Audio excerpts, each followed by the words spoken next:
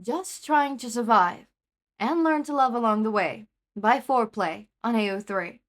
Episode 34, Chapter 34 of Results and Malls. Izuku wakes up, curled up on the couch with a soft blanket thrown over him. The cats are still there, both asleep against his legs. He sits up slowly, wary of the pain, and finds that it's not nearly as bad as he thought it would be. He holds back throbs, and he's got a few random aches and pains, but he felt at least 10 times worse yesterday. Thank God for Recovery Girl. He looks down at himself when the blanket falls off and blushes. He's still wearing Hisashi's jacket and his gym shorts, and he looks completely ridiculous. He's also got a slink on his right arm, and it's not until he moves it that the pain from that injury returns. He makes his way to his room to change, and glances at the time as he does so. They have to leave for school soon. He rushes through getting ready, and speeds into the kitchen. His dad's looking surprised at his entrance. "I take it you're feeling better." Sho's eyes him from the spot against the counter. "Mostly, yeah, still a little sore, but I've had worse." Hisashi frowns at him, but makes no comment as he pours himself a generous amount of cereal. "Make sure to put your slink back on. Recovery Girl said you need to wear it today." Izuku grumbles and returns to his room to grab it, grabbing Hisashi's jacket while he's in there. The man grabs both from his hands and helps him put on the slink. Izuku is grateful. He has no clue how to adjust it properly. Before he knows it, they're leaving home and arriving at school. They left a little later than usual because of Izuku sleeping in, so the hallways are a little more crowded as they make their way to class. Most of his classmates are already present, and they're laughing loudly, talking about how good their team-up was for the exam. Only a few students look a little morose, sitting quietly at their desk instead of joining in on conversation. "Hey, Hitoshi." His friend looks up at his name and smiles, eyeing where his arm is trapped. "Hey, Izuku, how did your practical go?" Izuku frowns as he sits down, wincing a little as he pulls on his back. It was okay. I think we passed." "How do you not know?" Hitoshi has a frown on his face as he asks the question. "Well, I passed as soon as we got through the gate, so we must have, right?" "I sure hope so. I don't think I'll survive this training camp without you." Shouta walks in before he has the chance to respond, and the class chatter quickly dies down.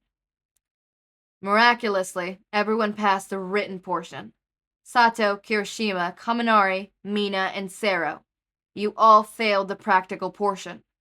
You will be required to attend remedial courses at training camp." It takes a few minutes for the words to settle in, and the failed students are cheering. "That means we still get to go!" Mina looks far too excited about this. Izuku sits back in his chair a little, as if it could help escape her enthusiasm. "That's what I said. Now, let's go over the exam for the students who didn't do as well."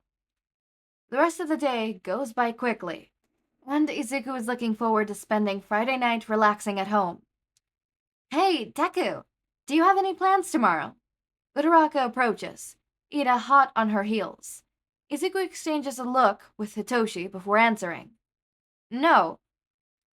"Well, you do now. Almost the whole class is going to Kyushu Ward shopping mall. We all need to get stuff for the training camp." Izuku already has everything he needs, but a day at the mall could be fun. He's never actually been to one before, so he'd have to make sure to stick to his friends. "I'll have to ask my dad's first." Hitoshi raised his eyebrows at him. "Okay, Deku, just text us when you know. Shinsou, you should come too." "Fine."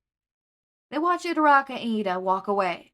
A glance at the front of the room tells him that Shouta went on ahead to the teacher's lounge, so it looks like he'll be having to meet them there. Shinsou sticks to his side when he starts to trek. "So, when did you start calling them your dads?" Izuku blushes and looks down at his feet before murmuring out an answer. It only started recently. It just felt right for me, you know? And they filled out the papers to adopt me, so they're adopting you? Holy shit, that's great, Izuku. Hitoshi practically yells this in the crowded hallway. They get a few odd looks from the passerbys, and Izuku glares at his companion. Hitoshi slaps a hand on his mouth when he realizes his volume and gives him a sheeping look. By now, they've reached the teacher's lounge, and Izuku bids his friend goodbye before opening the door. He's greeted by yelling, "Show! The listener's here! We can get home!"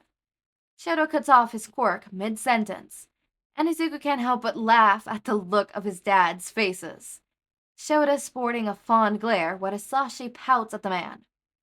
"Let's go, problem child." They make the walk to the car in silence, only broken once they're halfway home. "Hey, Dads?"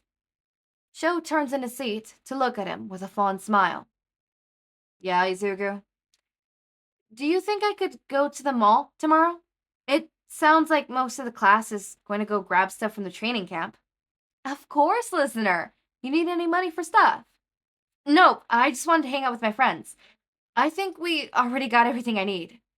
Shouta smiles at him and nods his head before turning back to the front. Saturday arrives quickly and sooner than Izuku thinks. Hizashi is dropping him off at the mall on his way to the radio station. "Just call me or Sho if you need anything, Kay? You'll probably have better luck with Sho since I'm at work, and he's lazing around with the cats." Hizashi gives him a wink as he makes the comment, and Izuku huffs out a laugh at him as he opens the car door. "Okay, bye, Dad." He shuts the door too quickly to hear Hizashi's response, and runs off towards the entrance, and where his friends say they would meet. Most of his class is already there, save for Shoto and Bakugou. "Midoriya, glad you could make it." Ida gives him a smile as he slides up next to Shinsou, and Izuku returns it easily. "Now, I suggest we split into groups together for the simplest shopping experience. Say we meet back here at 1 for lunch?" Everyone nods in agreement at Ida's idea and scurries off into their groups, leaving Izuku standing with Hitoshi in the center of the mall. "Well, I don't actually need anything here." Hitoshi shoots him a soft grin before answering. "Me neither.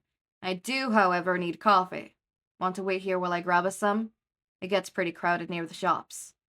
Izuku gives him a grateful nod, and he turns away, blending in with the crowd.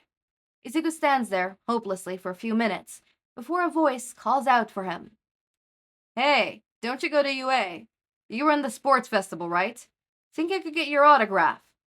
An arm slinks around his shoulder and holds Izuku tight. Izuku opens his mouth to answer, to ask this man to let go of him, but his next words stop him short. "You fought the hero killer too, right? So cool that you got away." Something is definitely not right here, and Izuku itches to shove the man off of him.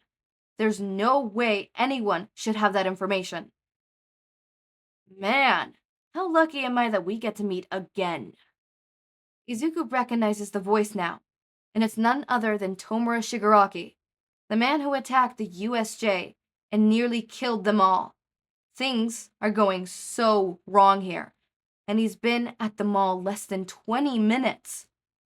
"Why don't you join me for some tea?" The man's hands snake around his neck, grabbing it with brushing forth with 4 of his fingers, leaving the last slightly raised in a silent threat. Alright, well, I kind of forgot that happens at the end. Alright. I thought we were gonna get a cute Shindeku moment for a second, but then I remembered, oh right, mall. Right, we can't have that now, can we? So, okay, so chapter 35 is of malls and panic. Summary, will Hitoshi make it in time to help his friend? Clearly he will, hopefully he will. Trauma bonding maybe? Then they, trauma bond, they get together a little bit, become friends, and then, become, boyfriends. Sorry, I really like Shindeku, if you guys couldn't tell. It is one of my favorite ships. But, kind of forgot the mall thing happened. My question is the reaction of Hizashi and Shouta. That is my question. How are they gonna react? My question is how they're gonna react to the training camp. And is it still gonna be Bakugou, the one who gets kidnapped? Or is that gonna change? Because I do know that sometimes fanfictions change it, where it's not Bakugou who gets kidnapped, but instead Izuku or Hitoshi, or there was that one time when they kidnapped Mina. Don't ask. Don't ask. I don't even remember the name of that fanfic. I know it's listed somewhere, so I could very much find it, but I would have to remember which one it was. And it was, I think it was a Gen fanfic, so that's the list of fanfictions that I have that are the most. I think that list is probably in the 3 digits now, so yeah, no, it's lost forever. But there was that one time where Mina got kidnapped. But for the most part, it's always either Hitoshi, Bakugou, Izuku. It's between those 3. It's almost always those 3, right? We get the rare occasion where they kidnapped, I don't know, freaking Mina, like that one time. But for the most part, it's almost always those 3. So I wonder, is it still going to be Bakugou who gets kidnapped? I wonder how Shouta and Hizashi are going to react to this.